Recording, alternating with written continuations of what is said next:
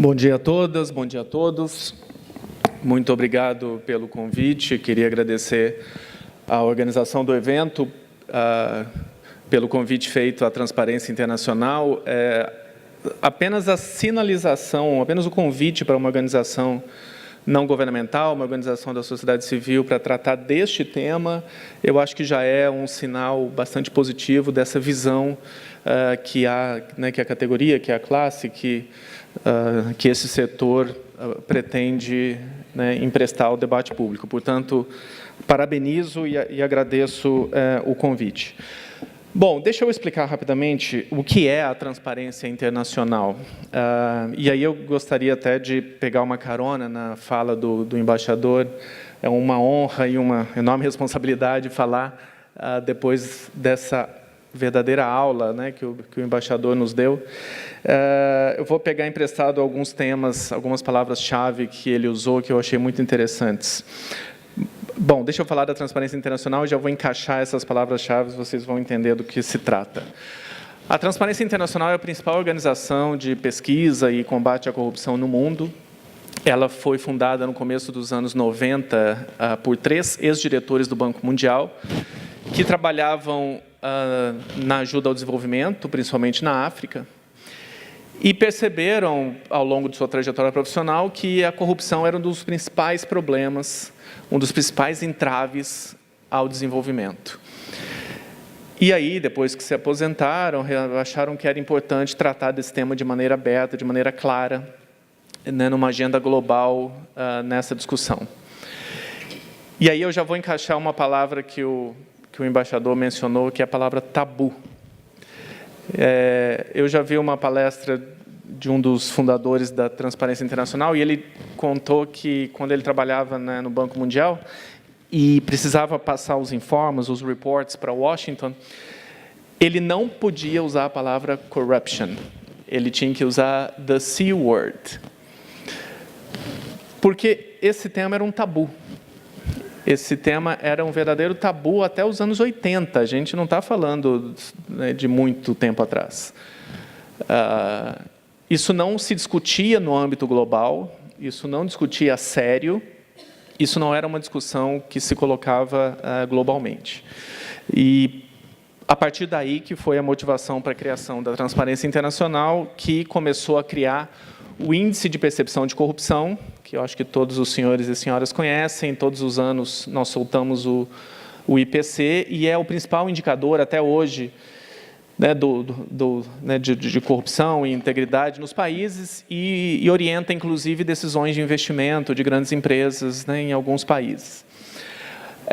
O que a gente chama do CPI, Corruption Perception Index, ele é o principal indicador, a principal pesquisa da Transparência Internacional, mas não é a única.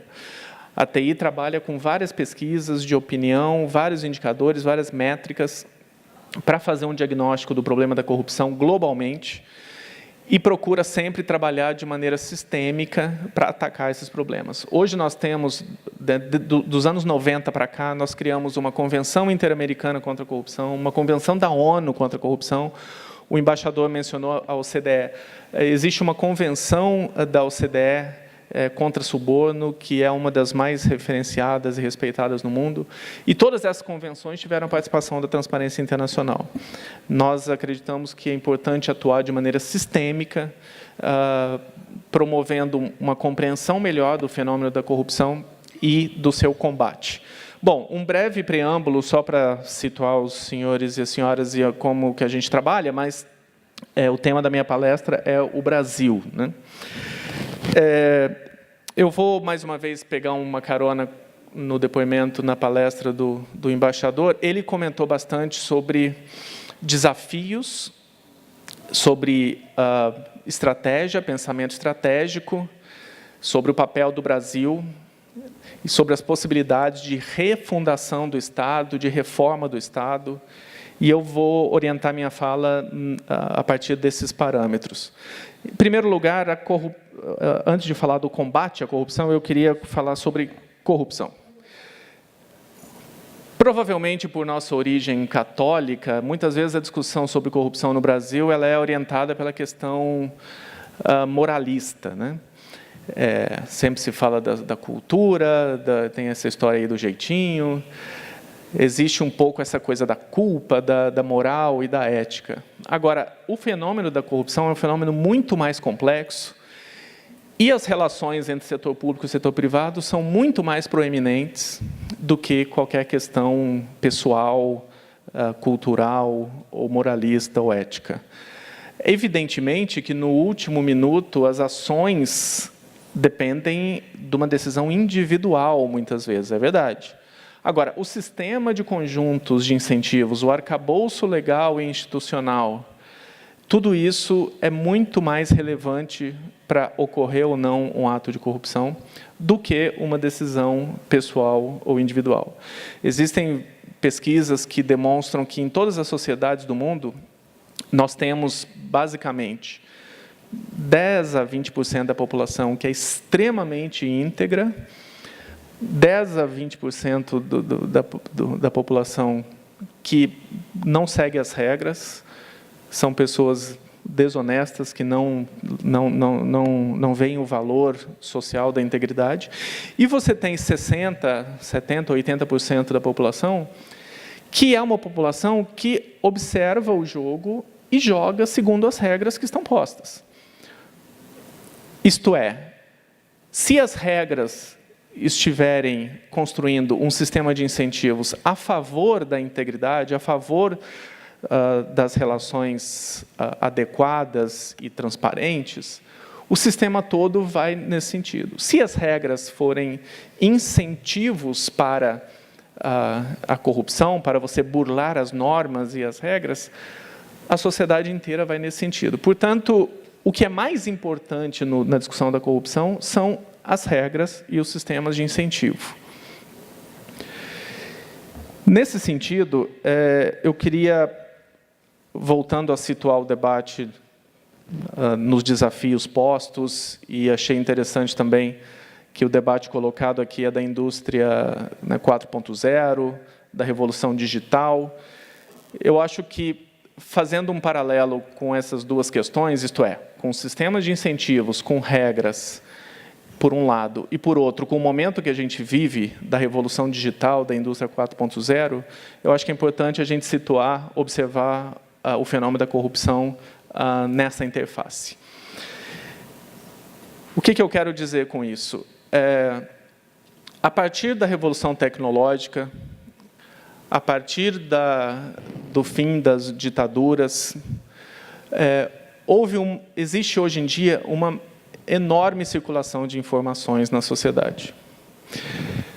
Com isso, o fenômeno da corrupção, nos parece, ele precisa ser compreendido, os seus efeitos compreendidos na sociedade, não como um problema que o governo deve responder, não como um problema que a sociedade deve responder ou que o empresariado deve responder, a sociedade civil, ou, enfim, essas separações.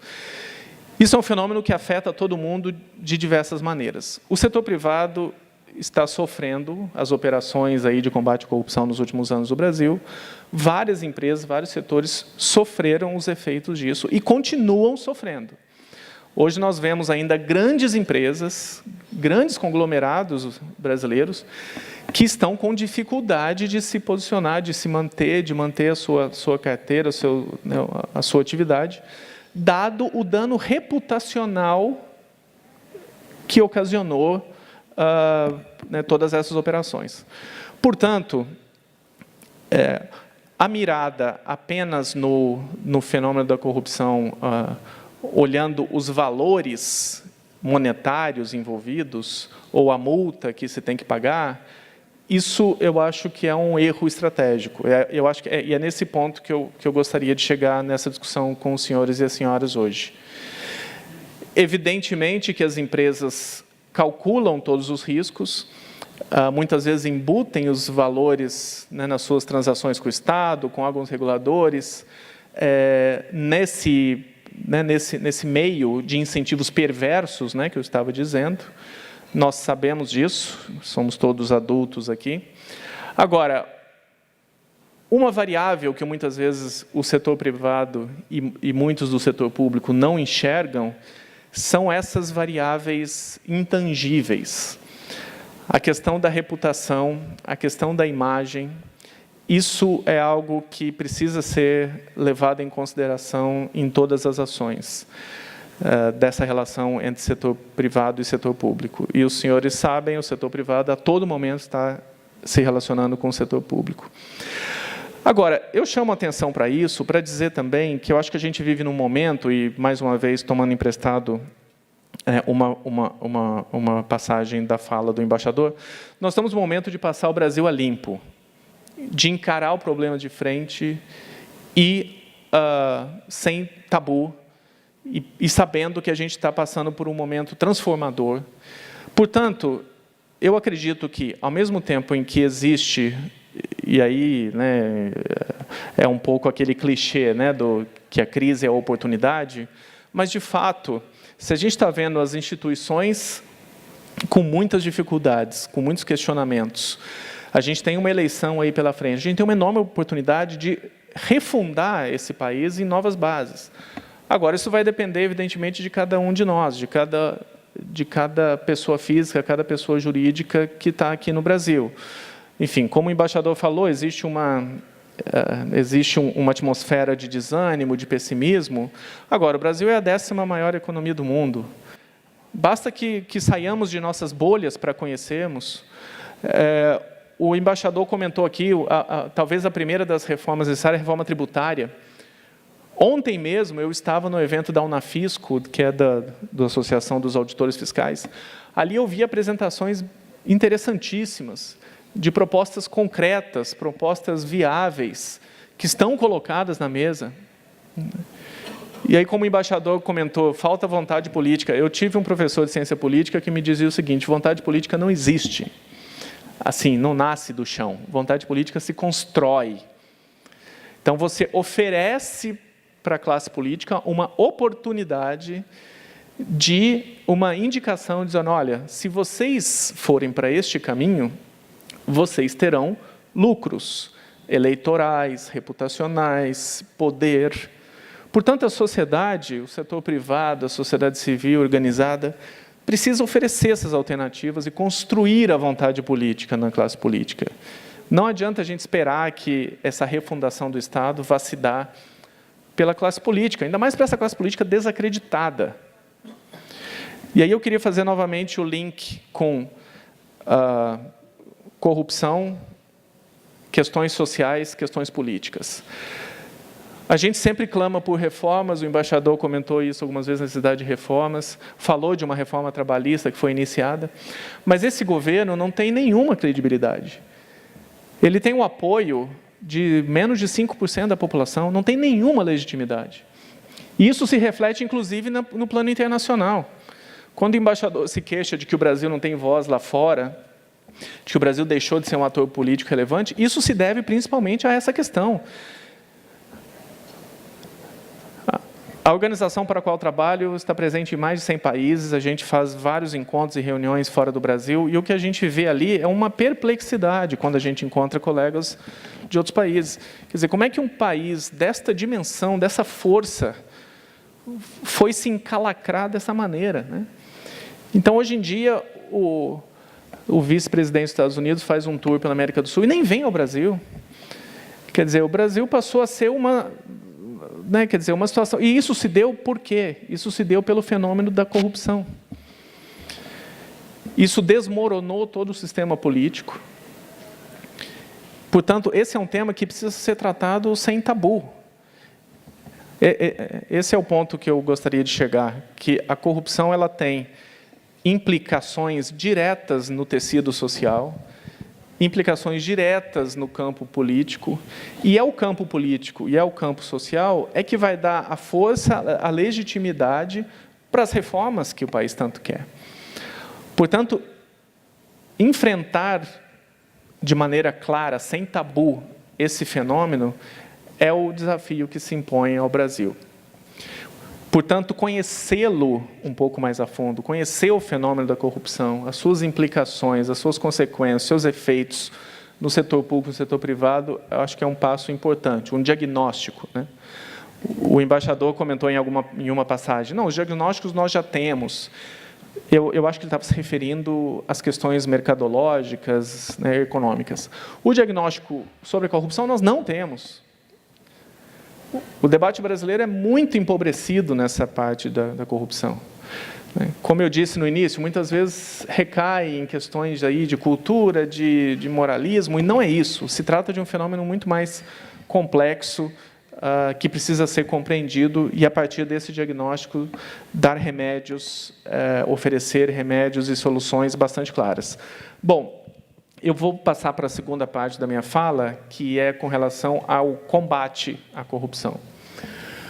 Quer dizer, a partir do fenômeno da corrupção, nós viemos criando nas últimas décadas no Brasil um arcabouço legal e institucional de enfrentamento à corrupção que, talvez os senhores e as senhoras se surpreendam agora, tem poucos paralelos no mundo.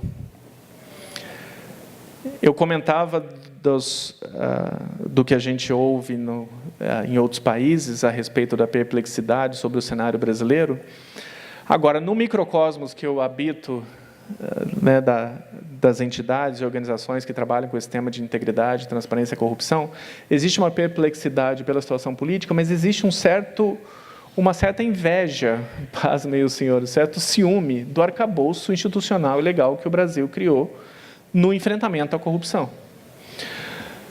Poucos países no mundo nós temos um Ministério Público tão autônomo, independente e profissional, em que pesem críticas que são válidas e são justas. Acho que nenhuma instituição deve estar livre delas, e é super saudável que existam.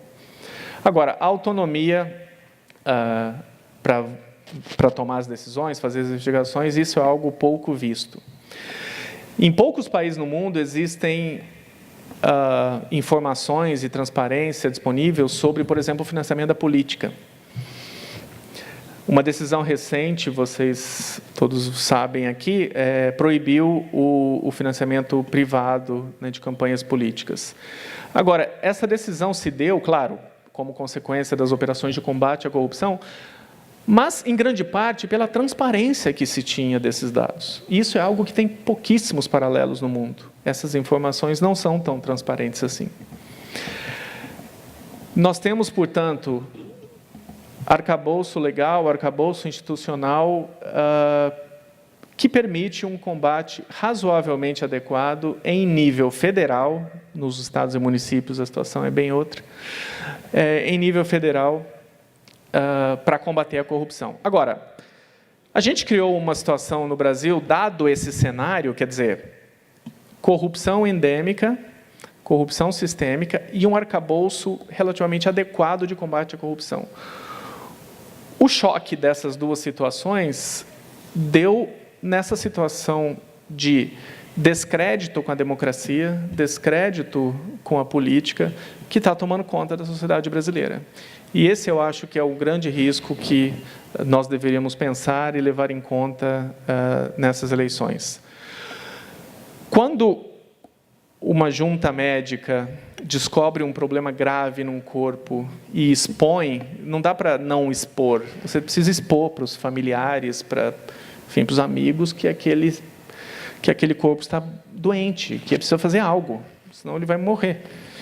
Quando você expõe essas mazelas, evidentemente é desagradável, evidentemente é ruim. Agora, você tem duas opções aí, né? Ou você deixa aquele corpo morrer, ou você toma decisões, fala, não, preciso fazer um tratamento, muitas vezes pesado, dolorido, quimioterápico. E, para além disso, claro, medidas de prevenção para que aquilo não se repita, aquele quadro não piore. Portanto, o que precisamos refletir agora, nesse sentido, é, a corrupção e o seu combate são, em grande parte, responsáveis pela situação a que o país chegou.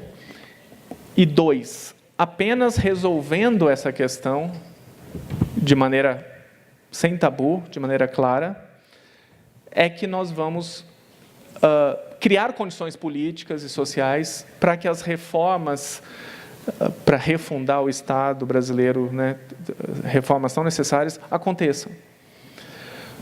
Portanto, o convite, o chamamento que eu faço aqui aos senhores e às senhoras é para prestar atenção nesse tema, que é super importante e que sem ele nós não vamos avançar. E uma outra palavra que eu vou tomar emprestada do embaixador é a palavra previsibilidade. O melhor arcabouço possível para prevenir questões de corrupção é a previsibilidade e a transparência. Uma questão, por exemplo, para voltar num tema que foi colocado aqui, tributária, né? Questões tributárias são o arcabouço, aí, a relação entre o setor privado e o público nessa área de tributos, inclusive pelo fato de ser algo pouco previsível, pouco transparente, é um espaço de corrupção. Eu não sei se os senhores e as senhoras são todos daqui da cidade de São Paulo, mas devem se lembrar que há 5 anos eclodiu o escândalo aí da máfia do ISS. Nós temos a Operação Zelotes, que dizem que tem potencial, pode ser até maior que a Lava Jato, embora não tenha a mesma atenção da mídia e da sociedade.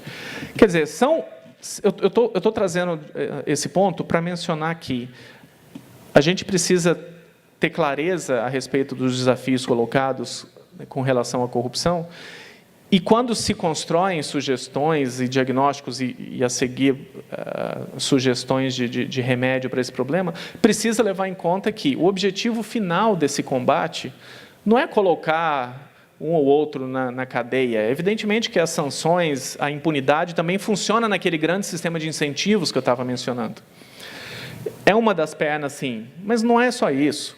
Você precisa criar arcabouços e sistemas que sejam mais transparentes e previsíveis, porque dessa forma a relação entre o setor privado e o setor público se torna muito mais fluida.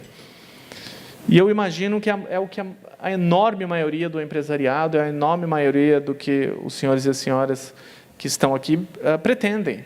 Pretendem trabalhar, pretendem produzir, pretendem, evidentemente, prosperar. Agora, num sistema em que os incentivos são perversos, isso é muito difícil.